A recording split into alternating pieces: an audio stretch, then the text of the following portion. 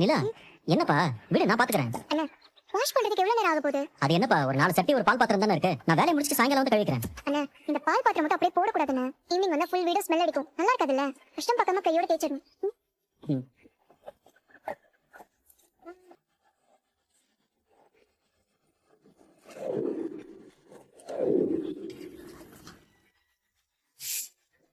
ஐயோ, என்னப்பா, என்னாச்சு?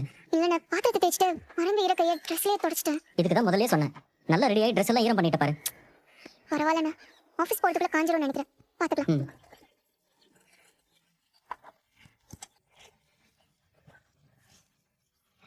நல்லா சாப்பிட்டாச்சு. போலமா? என்ன நீ உன்கிட்ட நான் என்ன சொல்லிருக்கேன்? என்ன சொன்னீங்க? ம். Sorry sir.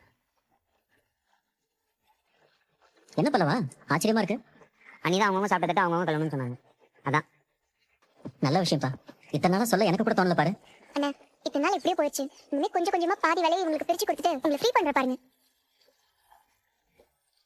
இருந்தாலும் பாவம்ப்பா, சின்ன பசங்க. யாரு சின்ன பசங்க? பல்லவனை தவிர இந்த வீட்ல வேற யாரும் சின்ன பசங்க இல்ல. அவங்க சாப்பிட்டதட்ட அவங்களே கழுவுறதுக்கு என்னவா? சொல்லுங்க. நீங்க இப்படி செல்லம் கொடுத்துதான் அவங்க எல்லாரையும் கெடுத்து வச்சிருக்கீங்க. மூடி எங்க என்ன வச்சேன்? கேக்குறீங்க? மூடிப்பா. இந்தாங்க. அண்ணா, உங்க பாக்ஸ். எனக்கு லஞ்ச் வேண்டாம்ப்பா. ஏன்னா கம்மியா சமைச்சிட்டே? இல்ல அதெல்லாம் இருக்கு.